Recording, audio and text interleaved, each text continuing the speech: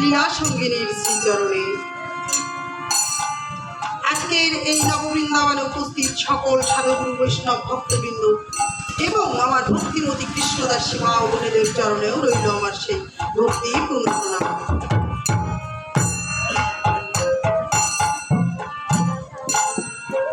আর ছোটদের প্রতি রইল আমার সেই আনন্দিত জয়গুরু। অনন্ত কোটি বিশ্ব ব্রহ্মাণ্ডে অনন্ত কোটি সাধুগুরু বৈষ্ণব ভক্তবৃন্দের চরণেও রইল আমার সেই ভক্তিপূর্ণ প্রণাম।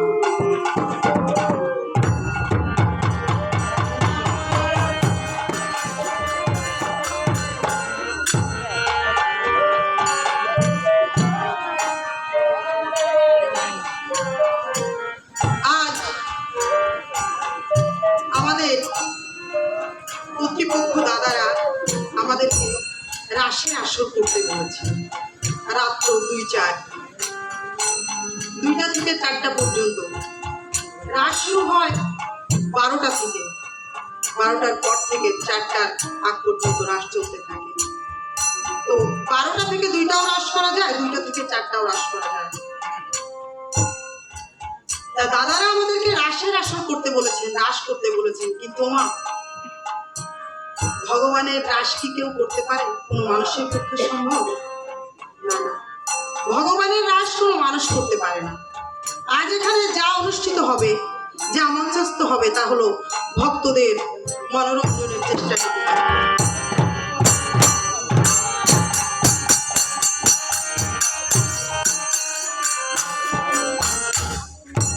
আমার গোবিন্দ রাস করেছিলেন গোপীদের নিয়ে, গোলকে গোপনে, শারদীয় পূর্ণিমা তিথিতে। কবে, কোথায়, কাদের নিয়ে? শারদীয় পূর্ণিমা তিথিতে, গোলকে গোপনে, গোপীদের সাথে নিয়ে।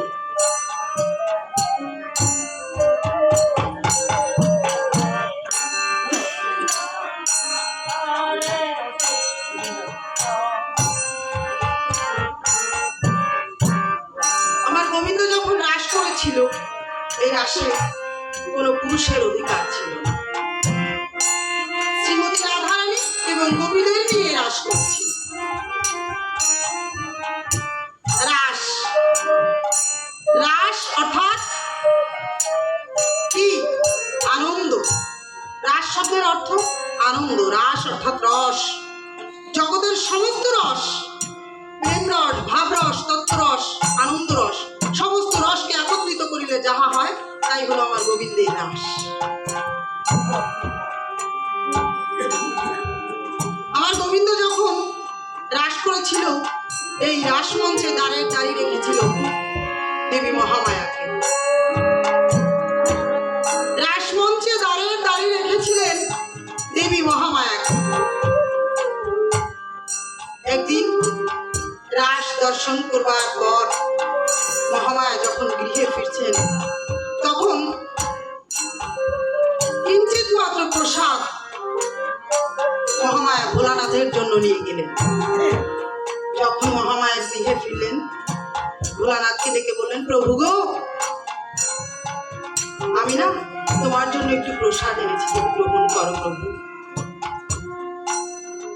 ভোলানাথ প্রসাদ দেখে আনন্দিত হয়ে বললেন, মহামায়া, তুমি কোথা থেকে এনেছো এই প্রসাদ? মহামায়া বললেন, আগে তো গ্রহণ করো। ভোলানাথ, পাগল ভোলা মহেশ্বর আমার, এই প্রসাদ গ্রহণ করলেন। আর প্রসাদ গ্রহণ করা মাত্রই ভোলানাথ আনন্দে উন্মাদিত হয়ে গেলেন এবং মহামায়াকে জিজ্ঞাসা করলেন, মহামায়া, কোথায় পেলে তুমি এই প্রসাদ? তখন আমার মহামায়া বললেন, প্রভু গো, তুমি কি জানো না আমার গোবিন্দ রাস করছেন, আর সেই রাসমঞ্চে দাঁড়িয়ে রেখেছেন আমাকে। তাই তো আমি ওই রাস থেকে ফিরবার পথে তোমার জন্য কিঞ্চিত মাত্র প্রসাদ এনেছি প্রভু।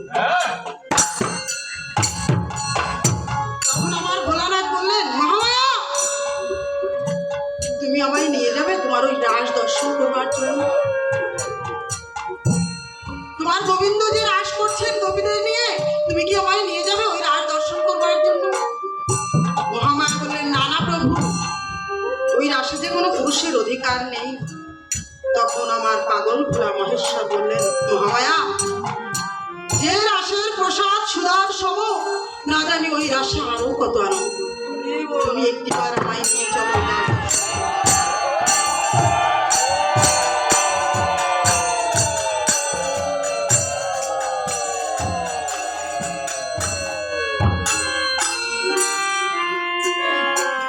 তখন মহামায়া আবারও বড় জোরে ভোলানাথ মহেশ্বরকে মিনতি করে বললেন, প্রভু, তুমি এই রাস দর্শন করতে যেও না প্রভু।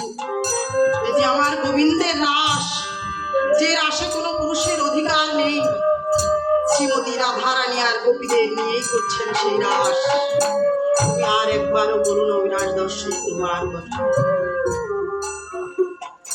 ভোলানাথ তখনই মন স্থির করলেন, আমি যদি মহামায়াকে বলি যে আমি ওই রাস দর্শন করবই, আমার মহামায়া কিছুতেই আমাকে ওই রাস দর্শন করতে দেবে না।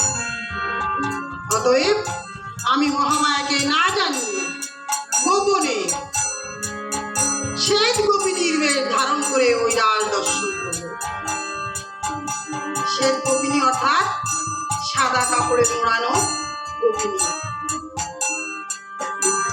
আমি শ্বেত গোপিনীর বেশ ধারণ করব, মন স্থির করলেন। এবং যথারীতি ভোলানাথ ওই একই কাজ করলেন, কি শ্বেত গোপিনীর বেশ ধারণ করে রাস মঞ্চে প্রবেশ করলেন।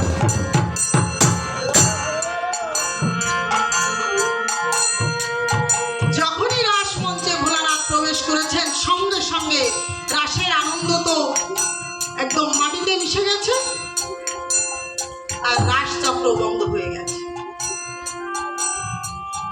ভোলানাথ যখনই ওই রাস মঞ্চে প্রবেশ করেছে, রাসের আনন্দ মাটি হয়ে গেছে, আর সঙ্গে সঙ্গে রাস চক্র বন্ধ হয়ে গেছে।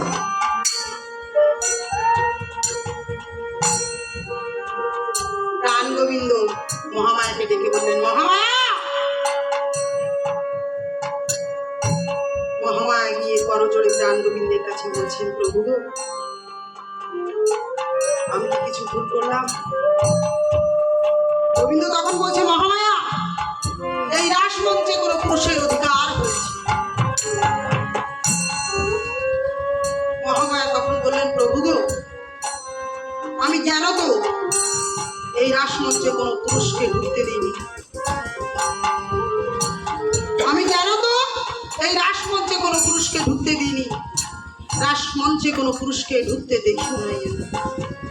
আমার অজান্তে যদি কিছু হয়ে থাকে তা আমার অজান্তে। আমার অন্তর্যামী দয়াল ভগবান, আমার প্রাণ গোবিন্দ, উনি বুঝতে পারলেন এ অবশ্যই ওই ভোলানাথ, ওই মহেশ্বরেরই কাজ। এই কাজ আর কেউ করতে পারে না। গোবিন্দের রাস মঞ্চে কোনো পুরুষের অধিকার নেই জানা সত্ত্বেও এই জগতে আর কেউ নেই যে এত বড় দুঃসাহসিকতা দেখাবে। ওই পাগল ভোলা মহেশ্বরই করতে পারে এমন কাজ। তখন আমার প্রাণ গোবিন্দ মহামায়াকে বললেন, মহামায়া, তুমি শিগগির যাও, এক্ষুনি গিয়ে ওই ভোলানাথ পাগল ভোলা মহেশ্বরকে গলা ধাক্কা দিয়ে বের করে দাও।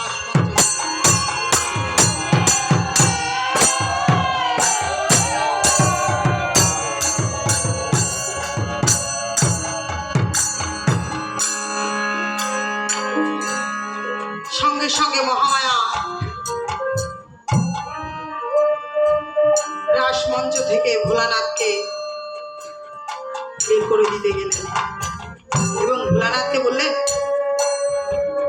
আমি তো তোমায় আগেই মিনতি করে বলেছিলাম যে আমার গোবিন্দের রাসে কোনো পুরুষের অধিকার নেই, তুমি যেও না ওই রাস দর্শন করবার জন্য। তবু তুমি মানলে না তো আমার কথা। তুমি শিগগির বেরিয়ে যাও এই রাস মঞ্চ থেকে। যদি আমাদের কোনো নারীকে কেউ আদেশ করে তোমার স্বামীকে গলা ধাক্কা দিয়ে বের করে দাও, স্বামী যতই খারাপ হোক, আমরা কি পারবো? পারবো না। তাই মহামায়া বড় জোরে মিনতি করে আবার ভোলানাথ মহেশ্বরকে বলছেন, প্রভু, তুমি বেরিয়ে যাও। এই গোবিন্দের রাসে যে কোনো পুরুষের অধিকার নেই, আগেই তো আমি তোমায় বলেছিলাম। তবুও তুমি যখন এসেছো, এবার তুমি বেরিয়ে যাও প্রভু। তখন মহেশ্বর আমার প্রাণ গোবিন্দ এবং মহামায়ার সামনে দাঁড়িয়ে প্রতিজ্ঞা করে বলছেন, মহামায়া, আজ যে রাসের আনন্দ আমায় তোমরা উপভোগ করতে দিলে না, আগত কলিযুগ, আসছে কলিযুগ,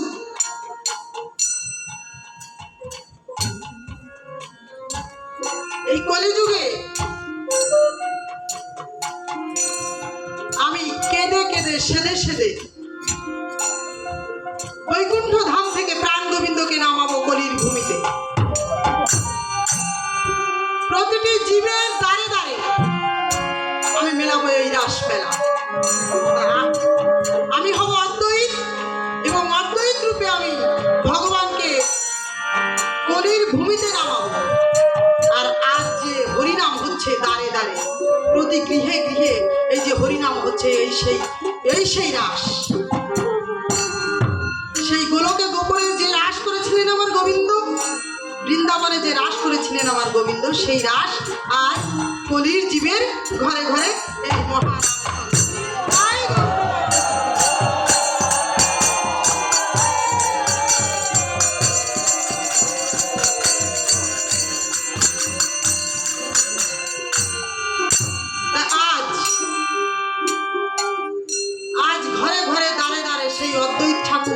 যে রাস মেলা মিলিয়েছেন এই মহানাম হরিনাম সংকীর্তন, মহানাম সংকীর্তন,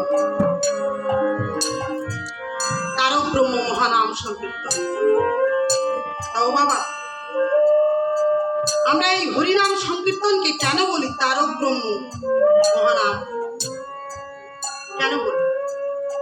আজ আমরা এখানে যারা উপস্থিত আছি, দেখেন এই গভীর রাত্রিতে আপনারা জেগে বসে আছেন নাম শ্রবণ করবার জন্য,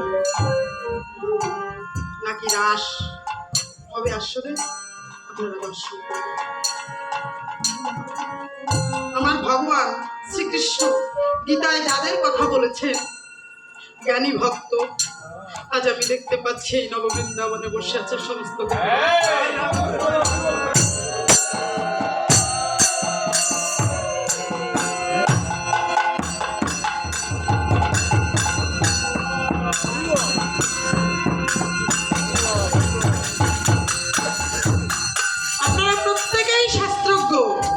আমার মায়েরা তারাও শাস্ত্রজ্ঞ।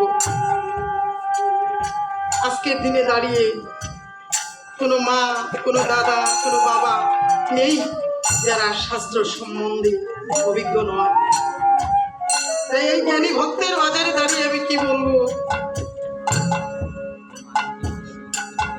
প্রত্যেকেই তো জানি, তবু আমাদেরকে দাদারা এনেছে, দাদাদের কথা মতো আমাদের আসর করতে হয়, তাই এখানে দাঁড়িয়ে কথা বলি। এই তারক ব্রহ্ম মহানাম সংকীর্তন কেন বলি আমরা, সে কথা বলবার পূর্বে আমি আপনাদের মতো জ্ঞানী ভক্ত এবং আমার মায়েদের কাছে আঁচল পেতে একটুখানি ভিক্ষা চাই। কি ভিক্ষা চাইবো জানেন মা? অন্য কিছু নয়, কিঞ্চিত মাত্র আশীর্বাদ। কাদের জন্য জানেন? আমরা যারা কীর্তনিয়া এখানে আছি তাদের জন্য নয়, আর যে ছোট ছোট ভাইয়েরা, আমার বয়সের বড় যে দাদারা প্রাণপণে চেষ্টা করে দিলে দিলে পরিশ্রম দিয়ে প্রতিটি জীবের দ্বারে দ্বারে মুষ্টি ভিক্ষা করে পরিশ্রম দিয়ে পরিশ্রমের পাহাড় তৈরি করে আজ এই নববৃন্দাবন সাজিয়ে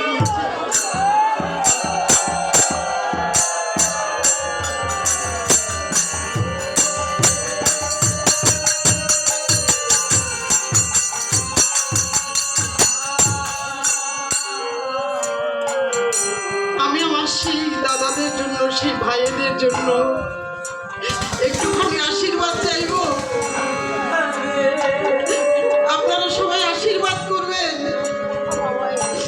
আমার ওই ভাইরা যেন শুধু এ জন্মে নয়, জন্ম জন্মান্তর ধরে এভাবে সাধুগুরু বৈষ্ণব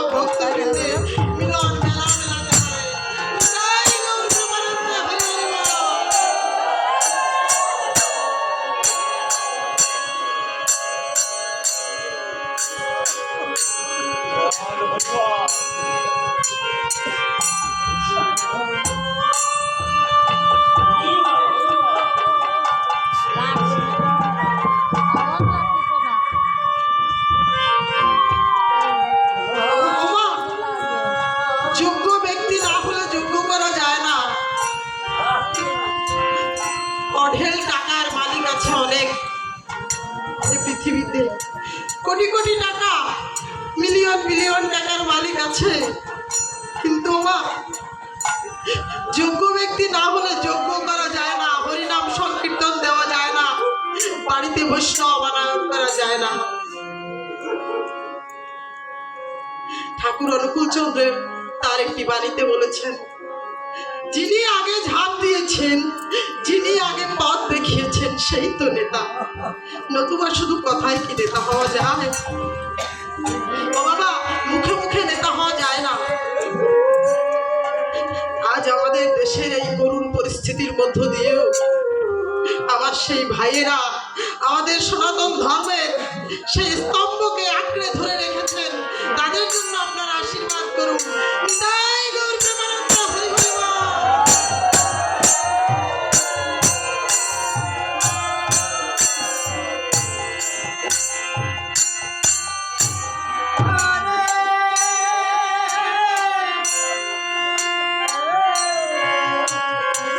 যারা আগে ঝাঁপ দেয়, কোনো কাজের আগে ঝাঁপ দেয়, আগে পথ দেখায়, পেছন থেকে তাদের পেছনে সবল মারা হয়, অনেক কটু কথা তাদের শুনতে হয়।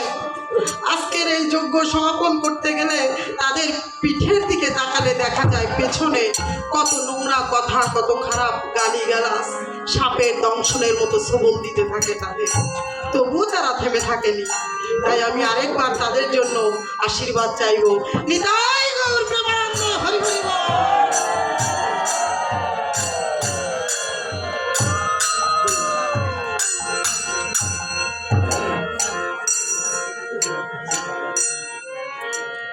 আমরা তো কেউ চিরদিন এই পৃথিবীতে থাকবো না।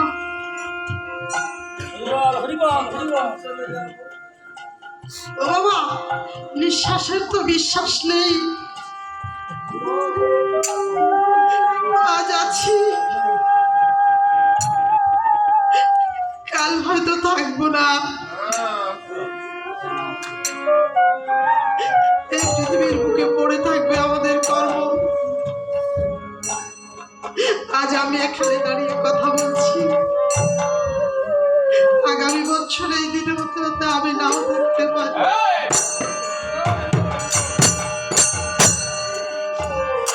এই পৃথিবী থেকে কে কখন হারিয়ে যাব কেউ জানি না। মোবাইল ফোনে একটি কল আসলে আমাদের ছুটে চলে যেতে হবে গন্তব্যের দিকে। ঠিক তেমনি ভাবে আমাদেরকে যিনি এই ধরাধামে পাঠিয়েছেন, তিনি যেদিন উপর থেকে কল করবেন, সেদিন কোনো মায়ার বাঁধনে আমাদের আঁকড়ে ধরে না।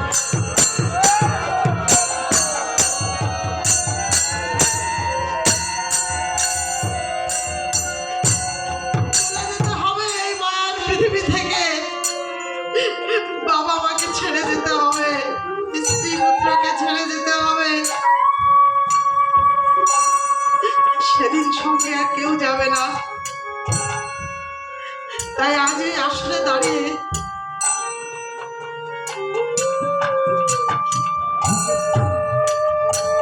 আমি আরেকটি কথা বলে যাব। এই জগতে আমরা যারা সন্তান, তারা প্রত্যেকেই জানো, আমরা তো প্রতি বছর লক্ষ লক্ষ টাকা খরচ করে দেব দেবী মূর্তি তৈরি করে পূজা করি, প্রসাদের ভান্ডার তুলে আনি। কিন্তু আমরা যারা সন্তান, ওই মাটির প্রতিমাতে প্রাণ দিয়ে আমরা পুজো করি লক্ষ টাকা খরচ করে। কিন্তু যে বাবা মা আমাদেরকে এই পৃথিবীতে এনেছে, আমরা যেন ওই জ্যান্ত দেব দেবীর পুজো করতে ভুলে না যাই।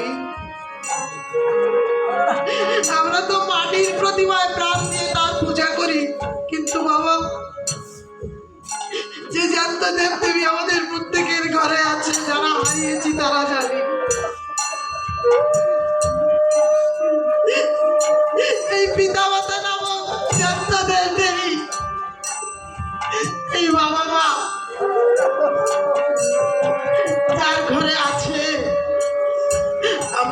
তাদের পূজা করতে ভুলে না যাই।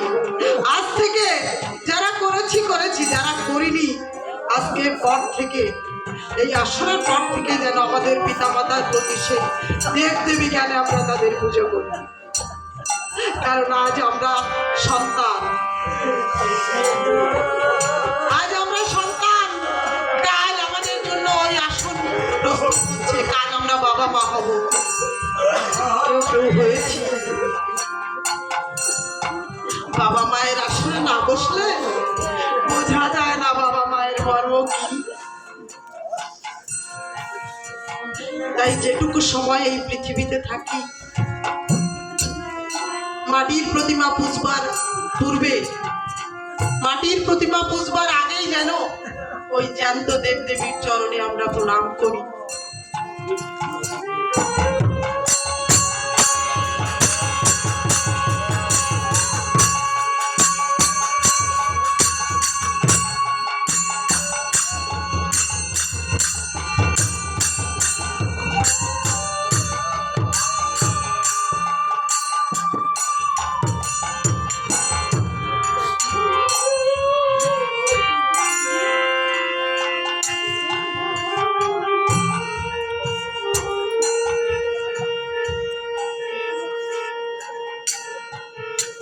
আজ আমরা আমাদের পিতা মাতার সঙ্গে ঠিক যে যে আচরণ করব, ঘড়ির কাঁটার মতো সময় ঘুরে এলে আমাদের সঙ্গে ঠিক সেই আচরণ আমাদের সন্তানরা করবে। এর বৃথা যাবে না, যাবে না, যাবে না। আজ আমার বাবা মাকে বারান্দার ওই কোণার ওই খাটটাতে শুতে দিচ্ছি। কালকে ঠিক আমার বাবা মা থাকবে না, আমি মা হব, আমার স্বামী বাবা হবে, আমার সন্তান ওই খাটের থেকেও খারাপ কোনো জায়গাতে আমাকে রাখবে।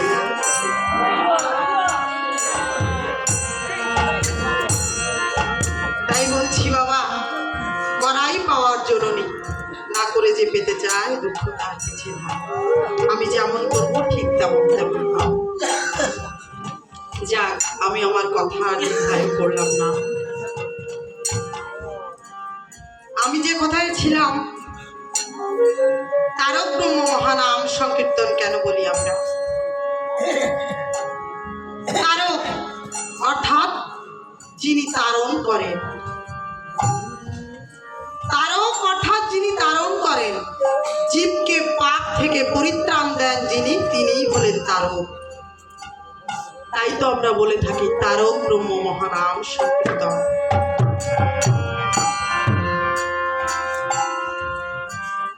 আজ এই তারক ব্রহ্ম মহানাম সংকীর্তন এখানে এই 3 দিন যাবত তারক ব্রহ্ম মহানাম সংকীর্তন হলো। কিছুক্ষণ বাদেই তো সকাল হয়ে যাবে, ফুরিয়ে যাবে এই নামের ধুলো।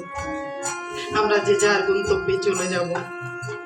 পড়ে থাকবে ছেঁড়া কাগজ, বাদামের খোসা, ধুলোবালি।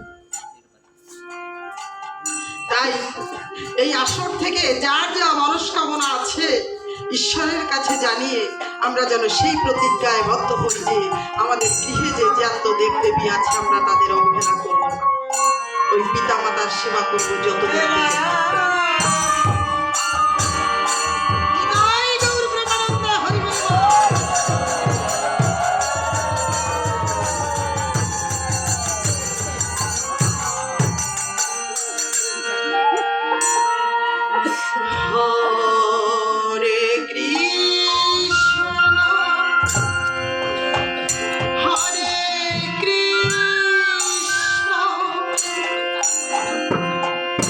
Krishna